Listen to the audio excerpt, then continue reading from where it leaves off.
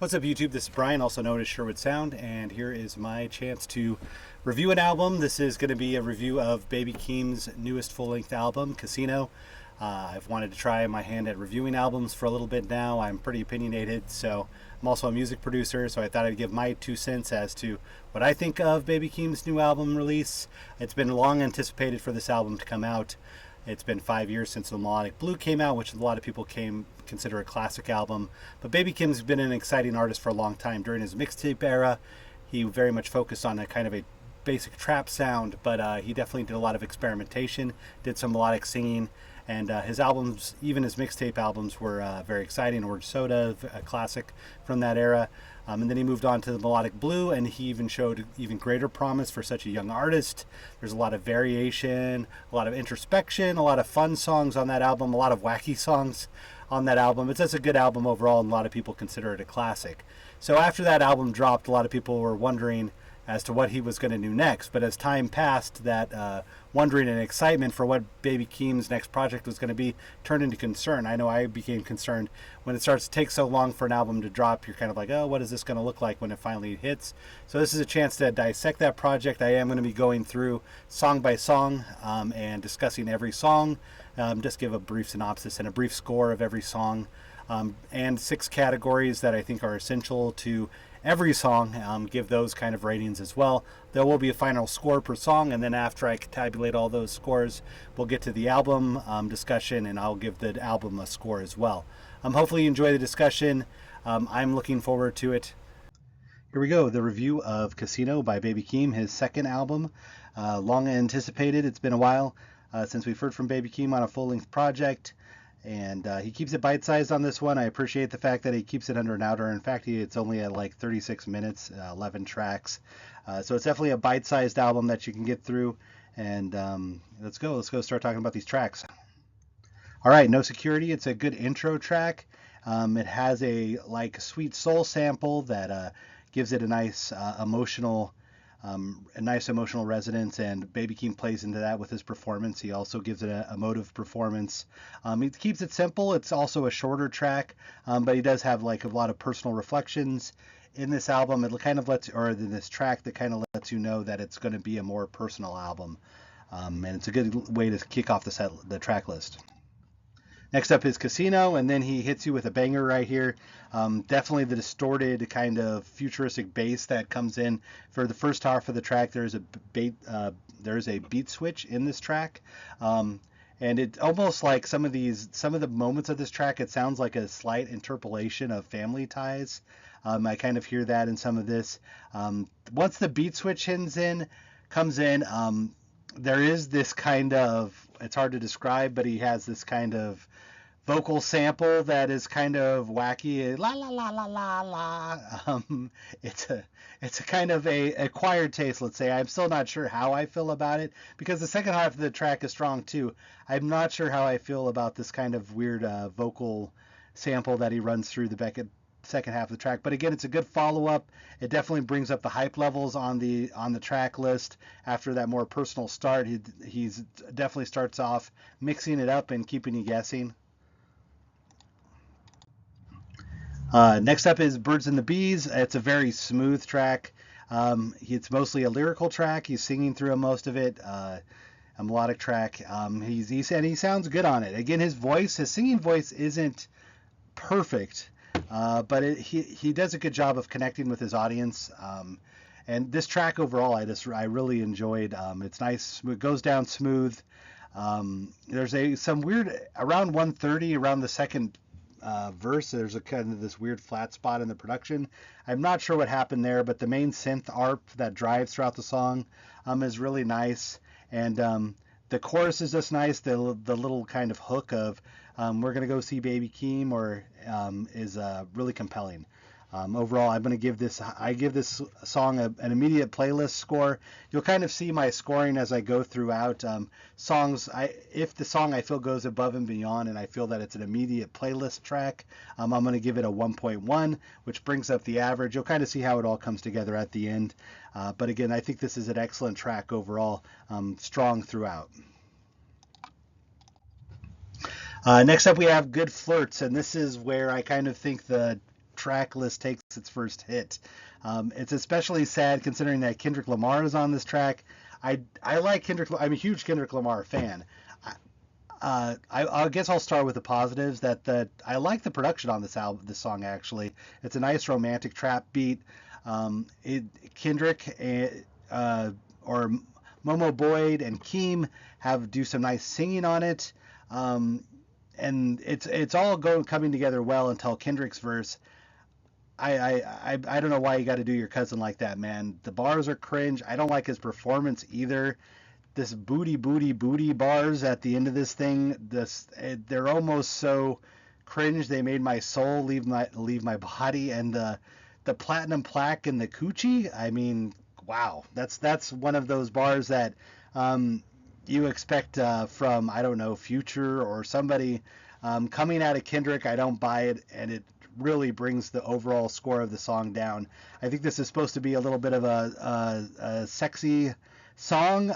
The reason I gave it such a bad effect in this song is because at the end of it, it did not leave me feeling sexy. It made me feel kind of confused. So overall, this is the first misstep on the track list. House Money comes around, and I don't know if it gets too much better. It's a very average track.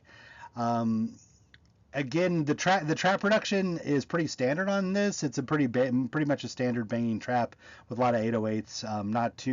Not too much. I guess Denzel Curry is also on this track, doing ad libs in the background.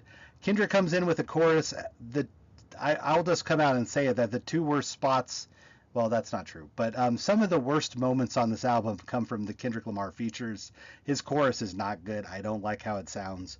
I think it brings down the track. Overall, I think it's a pretty average track to begin with, but Kendrick's chorus brings it down to a below average score. So now here we are on I Am Not a Lyricist. Keem starts to bring it back around here. You know, you get kind of concerned. The first three tracks were really strong, but then you have two pretty weak tracks, in my opinion, that feature Kendrick Lamar, and you're kind of like, where is this album going? Where's the track list going? But then he kind of redeems himself on this track in particular, which is enjoyable. I think everyone is saying the same thing when they first hear this track. Is Andre 3K come out of retirement for this track?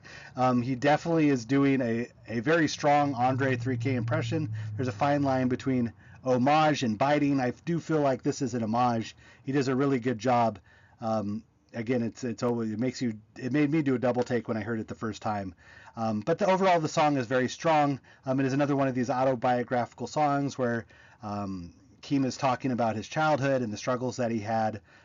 It comes in really nice. It kind of saves it. There's also seems to be some Mad City interpolations on here, kind of some direct pulls from that lyric. Again, there's some nice singing on this track, and it kind of brings the album back around. Next up, we have Sex Appeal. It's a feature that features Too Short, and I love this track. First of all, the beat, the rattling robotic 808 bass line on this thing is killer. It literally sounds like a Too Short song that features Baby Keem and not the other way around. But this is like, I hope that Kendrick goes to Too Short to get some lessons on how to do some sexy bars, because Too Short keeps it actually pretty tame on his verse, because he can get pretty raunchy, but he keeps it pretty tame on his verse. And overall, this is just a trunk rattling, real West Coast head bobbing vibe, a real enjoyable track. It really one of the strong suits on this album. I would say this is my third favorite track on the track list. And Too Short has a great performance. I mean, he sounds like Too Short of old, and he doesn't miss a beat, and it sounds natural. He has a really good vibe with Keem, and overall, I would say this is one of the highlights on the track list. Next up, we hit another rough patch. So started with 3 good ones, 2 weak ones, 2 strong ones. I don't like this track at all. I think if it wasn't for another track on this album, I would say this is the weakest track on the list. I'm not a huge fan of the flow he comes in with. It definitely sounds like kind of a SoundCloud emo trap track, but it sounds really dated. There are some nice samples going on. There are some production elements that I do enjoy, but overall I don't like his flow. I don't like this track at all. It doesn't sound interesting or particularly new or exciting. It almost sounds like something he had and he has had sitting around for a while. I don't enjoy it. It's not for me. But here's what I would consider to be the worst track. I guess I'll spoil my next two reviews, but this this freestyle is something because there is some highlights. He does have some clever bars. He does a ton of flow switches, voice switches, keeps it experimental in that way. But there is when he's switching these voices and switching these flows, there is a fair amount of bad voices, bad flows, and at 258 I have particularly earmarked of a particularly troublesome voice. But then at the end of this track, he just loses it. I don't know what he's doing. He seems like he's doing a bit of the Kendrick Lamar bing bop bing bow, just throwing words together. He says he's a caveman and he throws out an ooga booga bar. Again, I don't know if these kind of bars or this kind of song connects with younger people, but it just sounds to me unprofessional and sounds unpolished. I understand that it's supposed to be a freestyle track, but usually a freestyle track, in my understanding, you think about some of the ones from JID or backseat freestyle. Like these are chances to show off some technical ability and to show off like a hype track to really get people hyped about your skill. You're not worried so much about structure or having like a perfect storytelling narrative, but it's supposed to be a showing of technical prowess. It's usually supposed to be a hype track. Um, this song is terrible in my estimation. I probably could have been harsher on it, to be honest with you, but there are moments where he sounds pretty good and the production isn't terrible. But man, there are some parts he gets off on these tangents and it leaves a lot to be desired. So you have three good ones, two bad ones, two good ones, and then two bad ones. So here we go. We have another great one. I really enjoy the melodic cuts on this track list. I really like Baby Keem singing. Again, it's not perfect singing. You're not going to him for what you would expect out of some of the better, more kind of melodic trap singers of the time. But he does a good job of being emotive, being charismatic when he has his singing voice going on. And overall, I just really think that this is a smooth pop song, easy on the ears. It's not trying to do too much. It's just trying to give you a nice, enjoyable song, and that's what it does, and it delivers on that. I gave this a playlist rating, and I hope more people listen to it because later down on the track list, it could have easily been a throwaway, but I actually think this is one of the stronger songs on the track. And then with the outro, we go emotive again. This is a really emotional song. Out of the three, kind of what I would consider more emotional songs on this track list, you have the intro, you have this No Blame, and then you have I Am Not a Lyricist. These kind of more autobiographical tracks. This is definitely the most emotional of the three. He really goes in. I really like the production on this thing too. It does a good job of keeping with that emotive feel. And he definitely gives some really heartbreaking bars. His performance on this thing, he has this kind of affected kind of, he sounds like on the verge of tears when he's rapping. I mean, you may not go this far, but it's just a very good emotional delivery. It's a good outro. It's kind of interesting to end on such an outro track. Usually you would want something that kind of more ties up the album, I guess you would say, into a nice package. He doesn't really leave you with that. He leaves you kind of where he started with these kind of emotional, autobiographical track, but I think it fits well, and I think it's very effective and in that track, if not the most effective outro track you've ever heard. So here we go. When you put all these scores together and average them out, this track list pretty much lands at directly an 8. I'm going to give this album a B. I think it's my favorite. I wouldn't say it's perfect. I think for an 11 track list, I think there are some bad songs on this. And if you're going to have such a compressed track list, I think you're kind of flirting with danger to have some duds in there. Some people may not consider those duds. That's my 2 cents on some of those tracks. But overall, I think it's a really strong offering. I think Baby Keem has come back. He's given you some personal songs. He's given you a couple bangers. He's given you some nice melodic tracks. There's a nice variety on the track list overall.